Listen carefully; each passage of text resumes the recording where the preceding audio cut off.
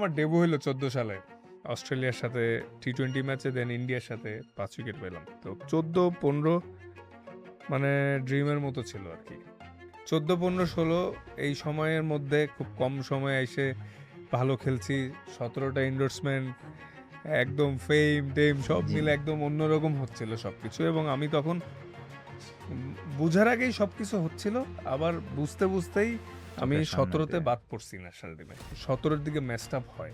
মানে এত ফেম সবকিছু মিলে যে 19 খেলে এসে ন্যাশনাল টিমে এসে একটা স্টার হয়ে গেলাম।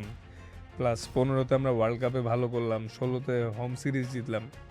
17তে বাদ পড়ার আগ মুহূর্তে আমি আসলে এটা আসলে হ্যাঁ, দোষ আমারও ছিল যে আমি বুঝতে পারিনি। কিন্তু এটা প্রত্যেকটা ইয়াং প্লেয়ারের যদি আগে থেকেই কেউ গ্রুম হয় বা ওরা মেন্টর থাকে, কেউ যদি মেন্টর, হেল্প জি, করে, তাই বলতে এই চাচ্ছিলাম। জিনিসগুলা ভুল হবে না।